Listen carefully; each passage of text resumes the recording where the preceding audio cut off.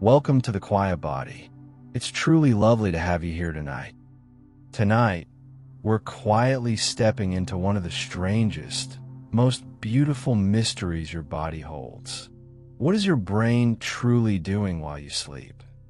Is it simply switching off, or could it be embarking on a secret journey, a gentle, silent transformation that you never get to witness? Imagine thousands of tiny signals drifting through a soft landscape, each one part of a story that unfolds only in the deepest hours of the night. Like the moon guiding the tides, your sleeping mind moves in rhythms that science is only just beginning to understand. So as you settle in, allow yourself to wonder, what might your brain be up to out there in the dark while your thoughts finally rest? Now, I'll try not to make tonight's topic so interesting that it keeps you wide awake. But if, by some chance, you do find yourself a little too curious to drift off, well, at least you'll learn something truly beautiful about how your own mind cares for you. That's the gentle paradox of this channel. We want to help you rest, even as we explore the mysteries that might make you want to stay up just a little longer. If you're enjoying this gentle exploration, I'd be very grateful if you gave this video a like, or maybe subscribe to join our calm little corner of YouTube. It truly helps this sleepy channel grow, and it means the world to me. And if you feel like sharing, I'd love to know, where are you watching from tonight? Is it the middle of the night in a cozy bedroom in Lisbon, or a quiet afternoon on the sofa in Tokyo? Maybe you're listening from somewhere in between, just trying to let your thoughts slow down. Let me know in the comments. It's always a comfort to see how many of us are quietly searching for sleep together, all around the world. If you're ready, let's gently begin. Quietly, we'll start exploring what happens inside your brain when sleep takes over. What exactly is sleep for the brain? For most of us, the picture that comes to mind is of simply turning off.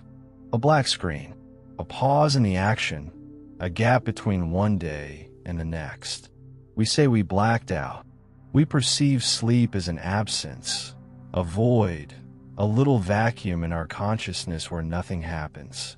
We treat it as a necessary inconvenience, as lost time we steal from our busy lives. We see the body still, and we assume the mind is still, too. But this, perhaps, is one of the deepest and most gentle misunderstandings we have about ourselves.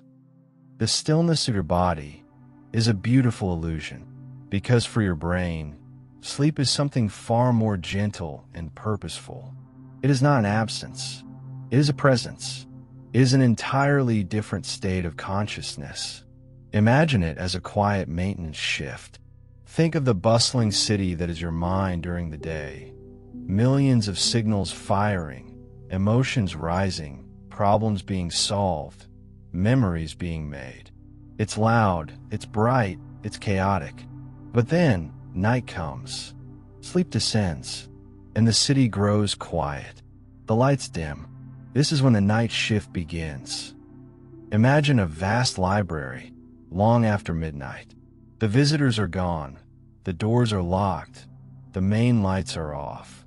But now, in the shadows, with small lamps on their desks, the curators, the restorers, the archivists, they emerge. They begin their delicate, essential work. This is your brain during sleep. It is not off. It is focused. It is tuning, cleaning, and recharging for tomorrow. This idea is, in truth, surprisingly new. For centuries, people thought sleep was just a form of inactivity. The Greek philosophers called it the half-brother of death. It was seen as a surrender, a small, daily death. The logic was simple. The body looks still, so the brain must be too. It was an intuitive, logical assumption, and it was completely wrong. It all began to change in the middle of the 20th century. The change didn't come from philosophers, but from pioneering scientists, men obsessed with the mystery of rest. One of them was Nathaniel Kleitman. Many call him the father of sleep research. He wasn't just studying sleep, he was living it, on a relentless quest for answers. He spent more than a month underground, in a dark cave in Kentucky, trying to break his own sleep-wake rhythm, to understand what governed our internal clock. He brought on a student, William Dement, and together, they began to do something no one had systematically done before. They began to listen to the sleeping brain, using the new technology of the time, the electroencephalogram, or EEG. They placed small electrodes on the heads of sleeping volunteers, and they watched the signals. What they expected to see was silence, a signal that slowly quieted down, growing weaker and flatter as the person drifted off. But that is not what they found. They discovered a secret world, a world vibrating with activity. They found patterns in the brain waves that danced even while the body seemed completely still. They watched the brain descend down into deep, slow rhythms. And then, suddenly, shockingly, it would burst into activity. The readouts looked almost identical to a brain that was fully awake, engaged. But the body was perfectly still, the muscles relaxed, almost paralyzed. And they had discovered REM sleep, rapid eye movement. This discovery changed everything. Their research revealed that sleep isn't doing nothing. It's a secret workshop, buzzing with hidden repairs and preparations. It was not a void. It was an opera, a complex ballet with multiple acts, each with its own purpose, its own music. So, let's drift gently into this idea. If sleep is a workshop, what exactly is being done? During sleep, your brain runs this maintenance program, something like a team of caretakers tending a vast garden at night. And they have three main jobs. The first job is to clean. That cellular clutter we mentioned, it is not just a metaphor. It is real. As your brain works hard all day, thinking, feeling, remembering, living, it produces waste. These are metabolic byproducts, the exhaust from thinking. Think of it as dust settling in the corners of a room, or as silt slowly building up in a riverbed. If left unchecked, this debris can build up year after year. It can clog the delicate pathways of your mind, getting in the way of the clear, effortless thought you deserve. But then you fall into deep sleep, and something truly magical happens. This is when the quiet cleaning crew arrives. It's like a gentle, cleansing tide, washing the shores of your mind, carrying away what the day left behind. Think of it as a great city that waits until 3 a.m. to send out its street sweepers. They clean the roads, wash away the grime, so that everything is fresh and clear for the morning rush. This beautiful, silent rinsing, this deep, internal cleansing, happens most actively only when you are in deep sleep. You do not have to think about it. You do not have to schedule it. You just have to rest. But the nightly crew does not just clean. They also repair. Their second job is to reconnect the worn-out neural circuits. Imagine these circuits as the pathways in the garden, or as tiny bridges of light that connect your thoughts and memories. During the day, some of these paths are used constantly. You think about a work problem, you remember a conversation, you practice a new skill. These paths get stressed, perhaps a little worn. Other paths are new, random memories, the face of a stranger on the street, what you had for lunch 3 days ago. They are just small trails in the grass. At night, the silent workers tend to these paths. This is called synaptic plasticity. The connections that you used often, the important memories, the lessons learned, the skills you're building, the crew reinforces them. They place new stones on the path, making it clearer, stronger, more permanent. But the connections you didn't use, The random noise of the day, the stray thoughts, they gently prune them. Like a gardener pruning a rose bush, he doesn't cut the branches to hurt the plant. He cuts the weak branches so that the plant's energy can be directed to the strongest, most beautiful blooms.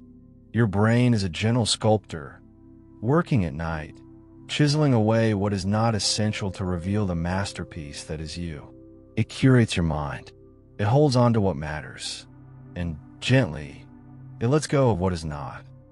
And the third job of the nightly team is to restore the supplies. Think of your brain as an incredibly busy restaurant kitchen. All day, it's running at full capacity. Dishes are being created. Fire is burning. Energy is being spent. The kitchen is using ingredients. These ingredients are your neurotransmitters, the chemical molecules that allow you to feel joy, focus, calm, or learn something new. By the end of a long day, the pantry shelves are running empty. Sleep is the delivery truck. It is the time when the kitchen closes, and the staff, quietly, diligently, restocks every single shelf. The brain synthesizes and recharges its stock of vital neurotransmitters. It replenishes the cellular energy that every neuron needs to fire, so that when you wake, your mind is not just clean, it is not just organized, it is full again. It is restocked, replenished, and ready for the new day.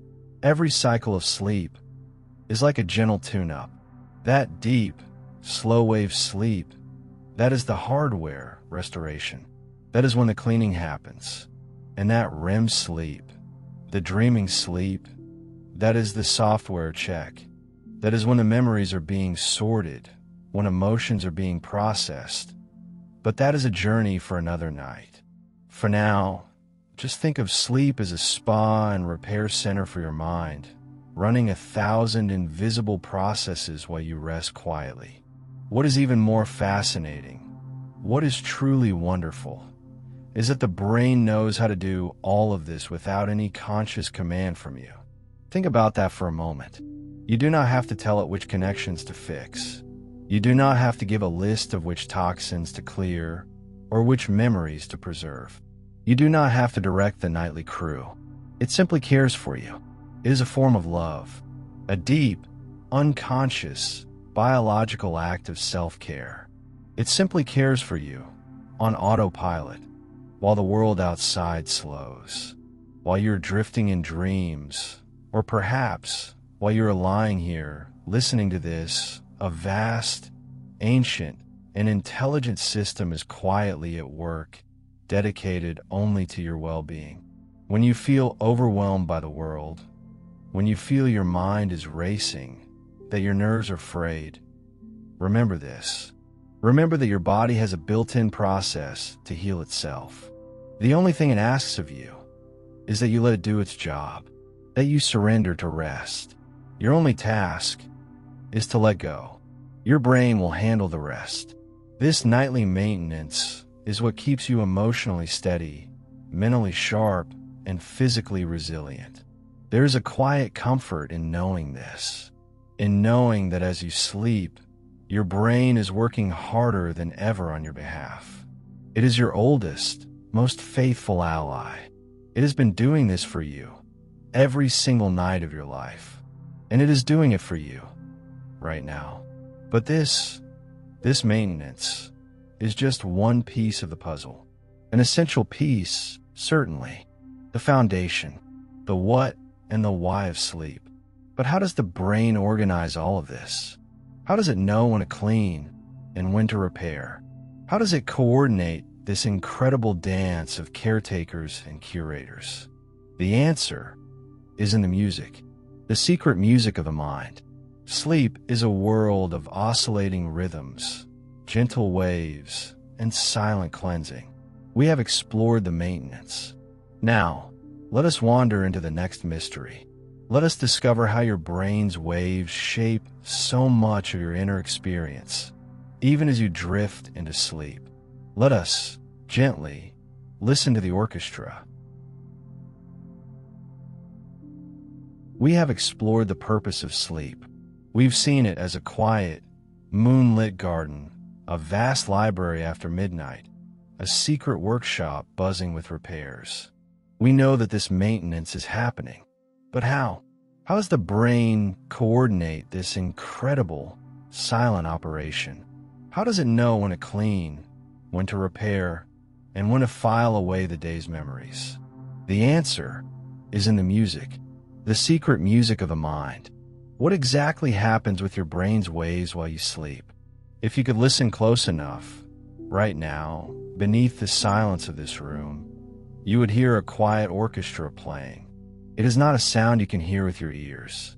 It is a symphony of electricity, millions upon millions of your neurons, all communicating, singing together in vast, coordinated rhythms. These are your brain waves, and they are the conductors of this nightly opera. They are the gentle, invisible force that guides you from the busy world of waking into the deep, restorative peace of sleep. This journey into understanding these waves began in the early 20th century. For a long time, we could only guess what the sleeping brain was doing. But then came a German psychiatrist named Hans Berger. In the 1920s, Berger was fascinated by this quiet electricity. He believed it was the key to understanding the mind itself. He built a machine, a crude, early version of an EEG, and he began to try and record these tiny electrical pulses. Imagine the scene: a quiet lab, a subject, often his own son, with strange wires gently attached to his head, connected to a machine that scratched out a spidery line on a roll of paper. Most of his colleagues thought he was chasing fantasies. But one day, he asked his son to simply close his eyes and relax, to not fall asleep, but to just let go of the outside world. And the spidery line on the paper changed. The fast, chaotic scribble of the waking mind suddenly smoothed out. It organized itself. It began to rise and fall in a beautiful, steady, rhythmic wave. Berger had captured the first glimpse of the sleeping mind's music. He called it the alpha wave. This was the first proof. The brain doesn't just switch off. It changes channels. It shifts its frequency. It begins to sing a different song. Over time, as technology improved, researchers revealed a fascinating cast of characters. They found that as a person moved deeper into sleep, the music changed, the rhythm slowed down. They discovered the alpha waves, that gentle gateway as you were drifting off. Then came the theta waves, softer and slower, as you slip into light sleep. And finally, the deep, powerful, rolling delta waves, the bass notes of the orchestra, which only appear during the deepest, most restorative slumbers. Each wave marks a chapter in the night's gentle progression. So, let's imagine these waves not as electrical signals, but as shifting landscapes, as the very ground you walk on as you journey into sleep. It all begins with alpha. Think of this as the front porch of sleep. You're not asleep yet, but you're no longer fully awake. You've turned off the lights. You've settled into bed. You close your eyes. This is the signal. The moment you close your eyes and withdraw from the world, your brain begins to sing its alpha song. These are the soft breezes at dusk. The day's heat is fading. The chaotic sounds of traffic and conversation are quieting down. It is a wave of peace, of release. It is your brain's way of saying, it is safe to let go now. It is the dimming of the lights in a grand theater, just before the curtain rises. It is the collective SHHH of the audience. The brain is quieting its visual cortex, the part that processes sight, and turning its attention inward. As you lie here, listening, perhaps you can feel it. That gentle disengagement, that feeling of arriving in your own quiet space. That is the feeling of alpha. And as you drift on those gentle breezes, you begin to slip. You are no longer consciously thinking. You are floating.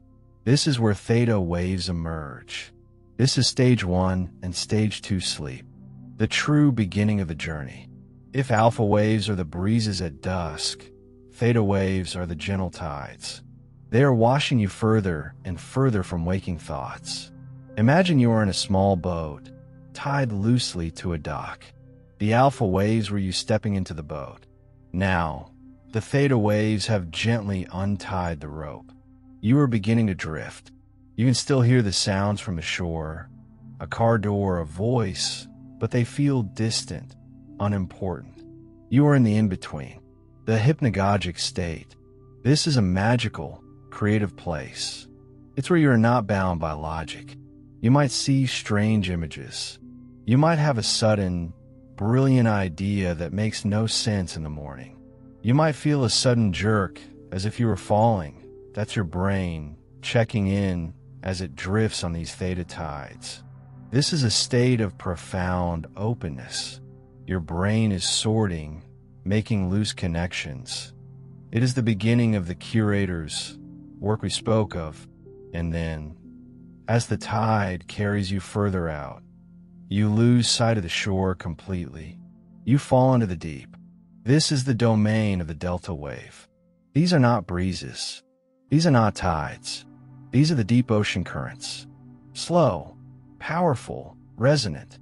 This is the bass note of the orchestra. A deep, vibrating hum that seems to come from the earth itself.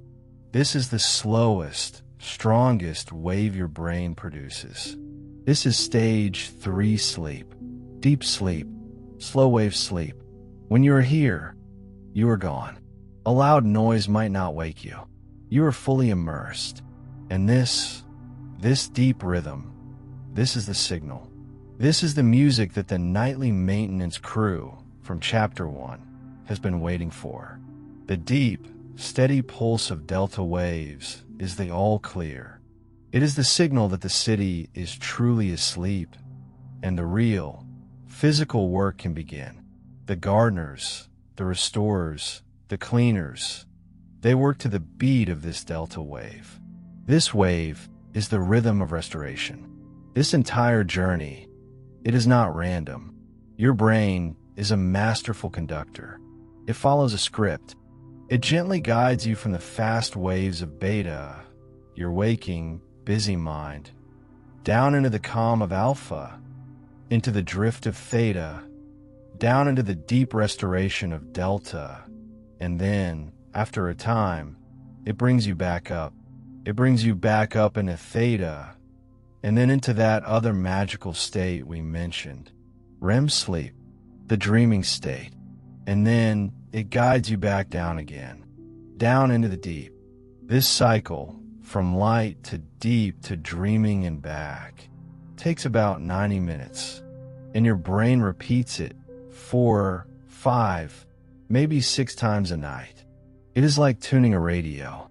Your mind drifts between these frequencies, always seeking the clearest signal for repair and peace. Down to the deep delta for physical repair, up to the fast REM for emotional and mental sorting. Down and up, a beautiful, predictable, healing oscillation. What is truly wonderful, what is so reassuring, is that this wave dance does more than just mark the stages of sleep. This music is the healing. These rhythms are what allow your brain to clean itself. They are what allow your brain to build new memories. They are what allow your brain to regulate your mood. The delta wave, that deep hum, is what triggers the cleansing wash we talked about. The theta waves are what help you connect new ideas.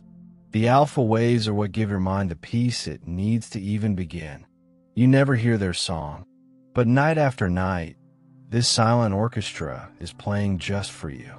It is shaping your health, your mind, and your dreams. You don't have to conduct it. You don't have to request a song. You don't have to tell the musicians when to play. You just have to be present. You just have to let go. Just by being here, listening, resting, you are participating in a nightly concert that is essential to your well-being. Your brain knows the music. It has been practicing for your entire life. All you have to do is get comfortable and let the performance begin. But these waves, as magical as they are just the beginning. They're the rhythm. But what about the action? What happens during that deep, slow delta wave? When the music hits that deep, resonant note, what work does it empower? We spoke of a cleansing. Let's drift deeper now. Let's follow that deep ocean current into the hidden realm where sleep becomes a cleansing ritual, where your brain quietly and with remarkable care washes away the day's debris. Let's explore the silent cleanup crew. We have followed the music. We've drifted from the gentle breezes of alpha down into the deep, slow wave currents of delta. We know this deep, resonant hum is the signal, the all clear that the real, physical work of the night can begin. But what is that work? What is happening inside your brain right now as you fall into this deep, restorative sleep? Beyond the slow waves and the quiet rhythms, a hidden system awakens. A system so precise, so elegant, it was completely invisible to science for almost all of human history. Tonight, we are exploring the brain's own gentle cleaning crew. For most of medical history, people believed the brain didn't clean itself. It was a strange, unsettling puzzle.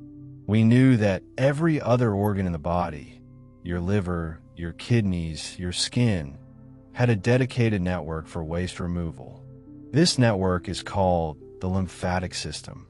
It's the body's vast internal drainage and recycling program. But the brain seems sealed off. It's protected by a powerful fortress called the blood-brain barrier.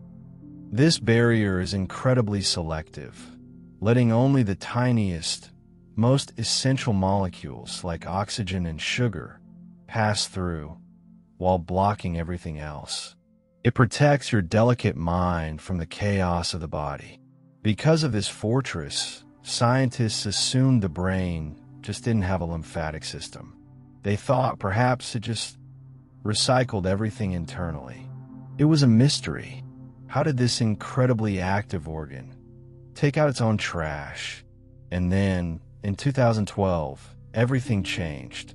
A scientist named Dr. Maiken Nedergaard, working at the University of Rochester, was using new technology to watch the brains of living mice as they slept.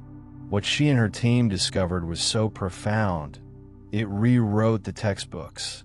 They found that the brain does have a cleaning system. It's just masterfully disguised. It wasn't a separate set of vessels like in the rest of the body. Instead, the brain had cleverly co-opted its existing plumbing. She called it the glymphatic system, a name combining glia, the brain cells that manage it, and lymphatic.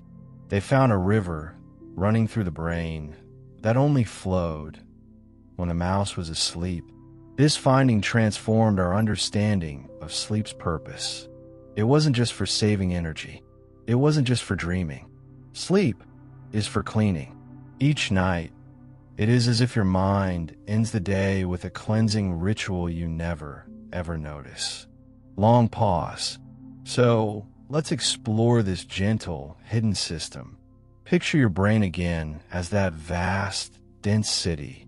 During the day, the city is chaotic. It's the rush hour that never ends. The streets, the tiny spaces between your neurons, are clogged with traffic. Information is flying. Signals are firing. It's busy, it's productive, and it's messy. This activity, this thinking, produces metabolic debris. It's the exhaust of the city. These are tiny proteins and waste products that are cast off by your hardworking cells. If this debris were allowed to pile up day after day, it would clog the streets. It would get in the way of clear, effortless thought. The city would grind to a halt. But then, you fall into deep sleep. the delta wave begins, and the entire city transforms. The first magical thing that happens is this: your brain cells, the buildings of the city, they actually gently shrink. They contract by as much as 60%. Imagine every building in the city suddenly pulling in its awnings just for the night. And the result? The streets, the spaces between the cells, suddenly become wider. The alleyways and avenues open up, creating vast, clear channels where there was no space before. And now, the cleaning can begin. This is when the second part of the system activates. Your brain is bathed in a special, clear, healing fluid. It's called cerebrospinal fluid, or CSF. It's like the brain's own crystal clear, filtered river. During the day, this fluid mostly just cushions your brain, protecting it. But at night, when those streets widen, this fluid is actively pumped through the city. It's as if, at midnight, sluice gates open at the top of the city's hills. This gentle, cleansing rainfall begins to flow down every street, every avenue, every tiny alleyway. It flows through the newly widened spaces, washing over every building, rinsing the debris of the day from the pavement. It's like the city of Venice, flushing its canals in the dead of night. This clear fluid, this glymphatic flow, it gathers up all the metabolic waste. It collects the exhaust, the dust, the leftover proteins, and it flushes them out. It carries them away, out of the brain tissue, where they can finally be collected by your body's regular disposal system and cleared away. This entire process, this shrinking of cells to widen the roads, this flushing of a clear, healing river through the tissue, it is almost 10 times more active when you are asleep than when you are awake.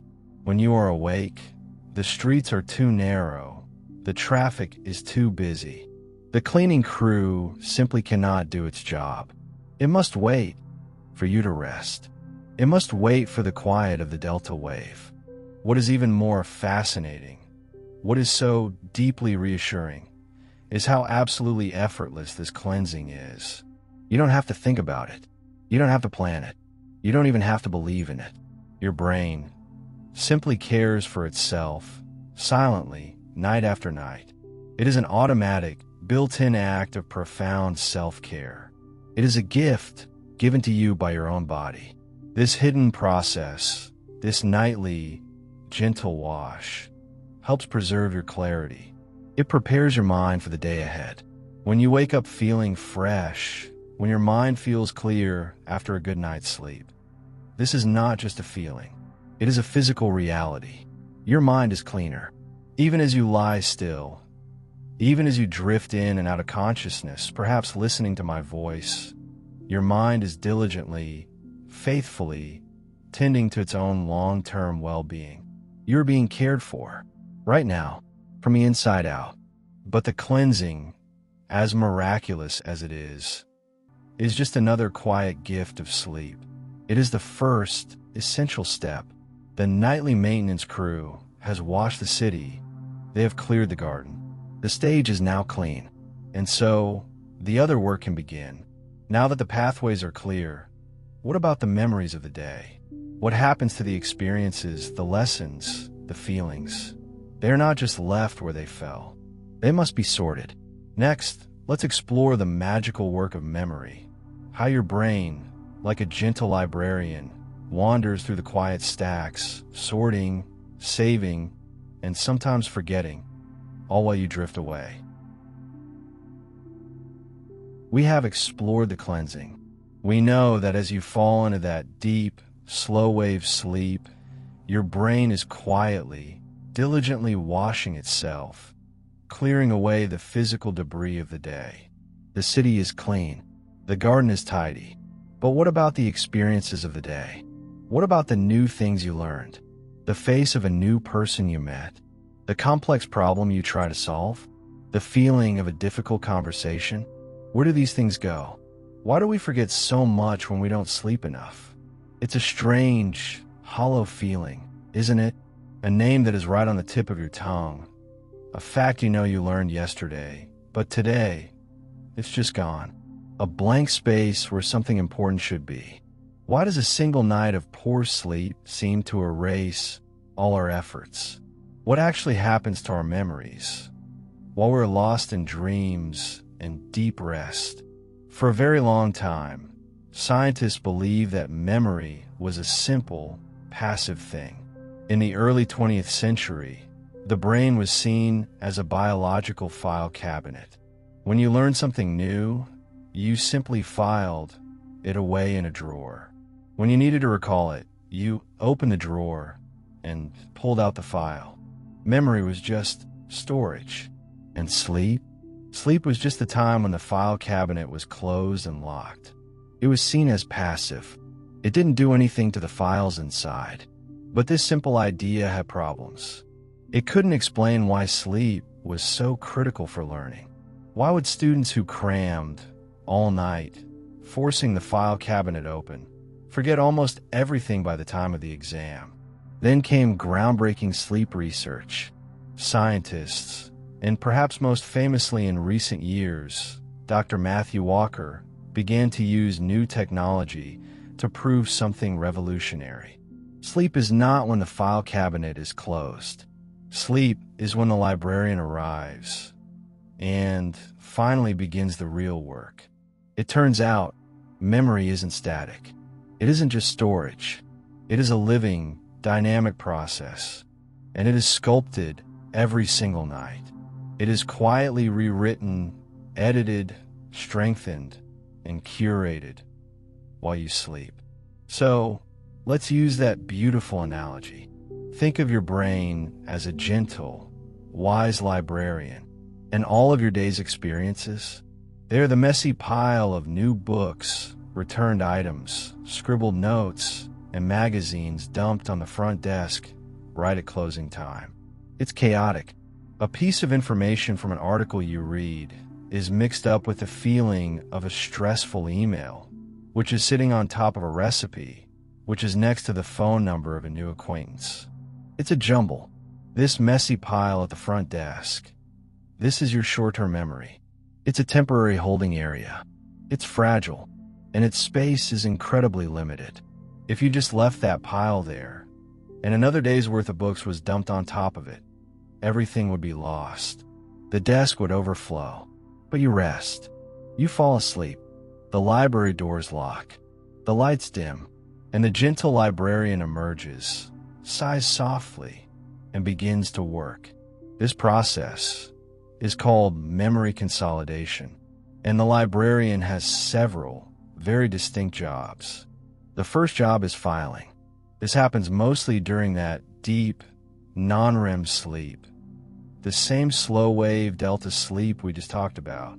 The librarian looks at the most important books on the desk, the factual books, the how-to manuals, the new skills you practiced, the important names. The librarian picks up these important books and physically moves them. They are moved from the fragile, temporary front desk, a part of your brain called the hippocampus, and they are carefully placed on the vast, permanent, sturdy shelves of the main library, a part of your brain called the cortex. This is a physical transfer. The memory is literally relocated, integrated, and made safe. This is why, after a good night's sleep, a fact you learned is no longer fragile. It's no longer on the tip of your tongue. It has been shelved. It is now part of your permanent collection. But the librarian doesn't just file. They connect. This is the second job, and it happens later in the night during that strange, active, dreaming sleep, REM sleep. During REM sleep, the librarian doesn't just shelve the books. The librarian reads them, and not only reads them, but sees how this new book connects to an old, forgotten book on a completely different shelf in a different wing of the library.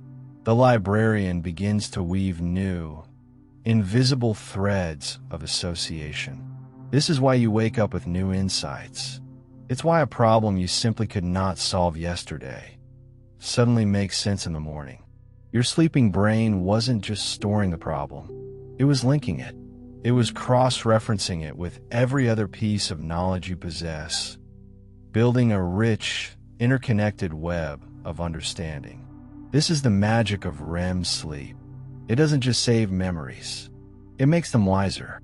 And then, there's the librarian's third job. The librarian also has a recycling bin. What about all those other scraps of paper on the desk? The unimportant notes? The blurry faces from the street? The number plate of the car in front of you? The librarian looks at these fleeting, trivial pieces of information, sees they haven't been used, sees they aren't connected to anything important, and gently lets them go. This forgetting is not a failure of your brain. It is one of its most brilliant features. It is active, intelligent pruning. Your brain wisely clears away the clutter so that you can find the important memories more easily. It makes space. It tidies up. It holds on to what matters, and it clears what is not. So, what happens when you don't sleep? The answer is simple and a little heartbreaking. The librarian never shows up for work. The library doors stay locked. The lights stay off. And that messy, fragile pile of books, your day's memories, is left unattended on the front desk. By the next morning, as the new day begins and a new pile of books is dumped on top, the old ones are simply lost. They are buried. They fade. They are swept away like mist in the morning sun. A lack of sleep is like trying to build a library with the doors locked. The books just pile up outside, exposed to the elements, and eventually they're simply gone. What is even more fascinating, what is so deeply comforting, is what this means. Sleep shapes not just what you remember, but how you learn, how you grow, and even how you understand yourself. Your sleeping brain is not just a passive archivist. It is an active storyteller.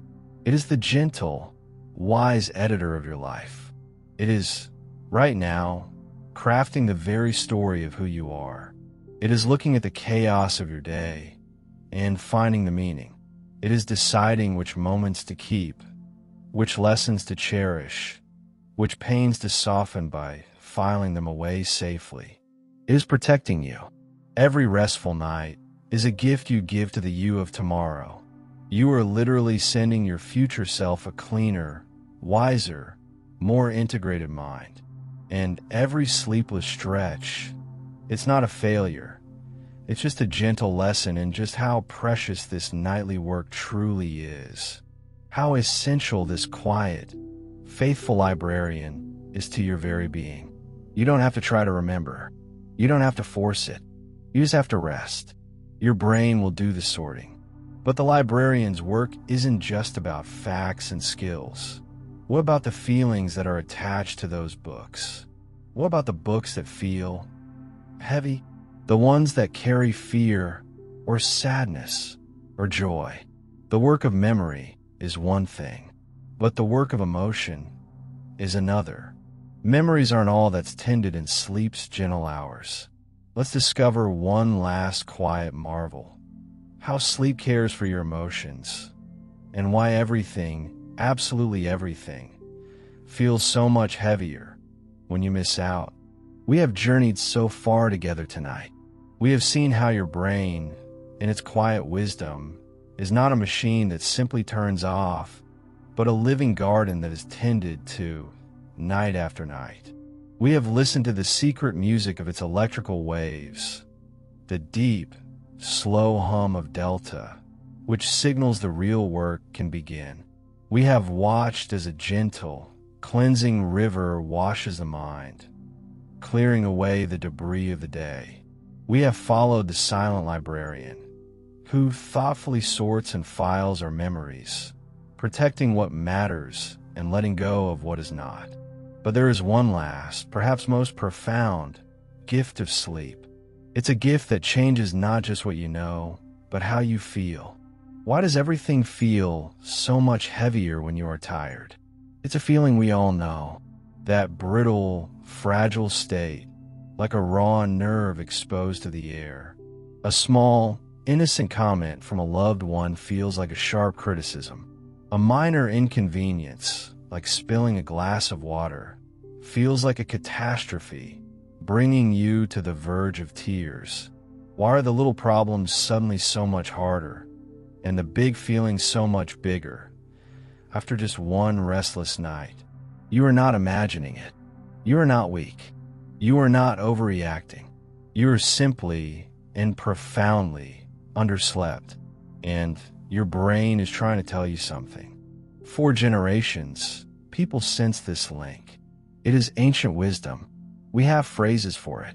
Waking up on the wrong side of the bed. We have always known, instinctively, that sleep and mood are deeply, deeply connected. But for most of history, science simply had to trust this folk wisdom. It couldn't see it. But then, with the arrival of modern brain scans, the fMRI machine, we could finally watch the living, feeling brain in real time. And researchers like Dr. Matthew Walker, whom we mentioned earlier, began to show the world exactly what happens to an emotional mind when it is deprived of sleep. They revealed that sleep isn't just for the body or for memory. It is essential for emotional resilience. What they found when they looked inside the brains of sleep-deprived people was a profound imbalance, a system knocked out of tune. They saw two key regions of the brain at the heart of this story. The first part is a deep, ancient, primitive part of your brain called the amygdala. You can think of the amygdala as your brain's emotional gas pedal. It is your alarm system. It is quick, it is powerful, and it is loud. It is the part of you that screams panic, fear, anger, threat. It is the source of your most potent, immediate, raw feelings. The second part is a much newer, more evolved part of your brain, right at the front behind your forehead. This is the prefrontal cortex.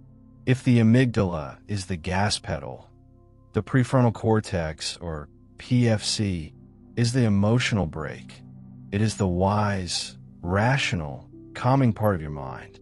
It is the adult in the room. When the amygdala screams, panic, the prefrontal cortex is the part that, a moment later, looks at the situation and says, "It's okay. That was just a car backfiring. We are not in danger. You can calm down." The amygdala is the gas. The PFC is the brake. And a healthy, balanced emotional life depends entirely on the strong connection between the two. So what did the researchers find? They discovered that it is sleep, and specifically the dreaming sleep of REM, that maintains this vital connection. Sleep is the nightly mechanic that services and checks the brake line. And when you miss a night of sleep, the brake line is cut. The prefrontal cortex, the rational, calming adult, goes quiet. It loses its connection, its control over the emotional gas pedal. So the next day, you are navigating the world with an amygdala that is, on average, 60% more reactive and with almost no access to your rational, calming brake. This is why you feel so raw. It is not a failure of character. It is a failure of connection. You are driving a car with a gas pedal stuck to the floor and no brakes. So, let's think of this in another way. Think of sleep as emotional housekeeping. As you go through your day, you collect emotional experiences. A moment of frustration in traffic, a pang of sadness from a news story, a surge of joy from a good conversation. These are not just memories. They are memories with feelings attached. At night, your mind, especially during REM sleep, revisits these experiences. Think of it as that gentle gardener again. But this time, the gardener is not just pruning pathways. They are tending to delicate flowers. A well-rested brain, a brain that gets its full quota of REM sleep, gently sorts through these feelings. It is like emotional first aid. It doesn't erase the difficult memory, but it gently separates the intense emotion from a memory. It takes the sharp, painful sting out of the experience. It allows you to wake up the next day, still holding the memory, but not the raw, painful charge. It gives you perspective. It calms the worries, cools the anger, and brings a brightness back to your mood. The gardener has gently trimmed the thorns, so you can appreciate the rose. But when you skip sleep, the gardener never arrives, and those feelings, especially the difficult ones, are left untended. They grow wild. That small anxiety from yesterday. Overnight, without sleep to prune it, it grows into a thick, choking weed. That frustration, it grows into rage. Soon, the entire garden of your mind is overgrown with these untended weeds, and they choke out the flowers. They block the light. This is why, when you are tired, your joy feels muted, and your anxieties feel overwhelming. The garden is simply overgrown. Sleep is the process that rebuilds your emotional fences. It restores the insulation on your emotional wiring. It renews your ability to handle life's ups and downs with grace and perspective. What is even more remarkable, what is so deeply hopeful, is that this invisible, nightly caretaking sustains your very essence. It sustains your hope, your compassion, your courage. When you feel brave enough to handle a difficult day, that is, in part, a gift from the sleep you had the night before. When you feel compassionate and patient with a loved one, that is a gift from your well-rested prefrontal cortex, which is calmly and wisely in control. Rest is more than just a break from the world. It is a renewal of who you are deep inside. It is not a luxury. It is not an indulgence. It is a fundamental, biological process of healing. Each night, your brain is offering you this gentle healing. It is working to restore your emotional balance, to prepare you to meet the next day with calmness and strength. Your rational, kind, balanced self is forged in the quiet of the night.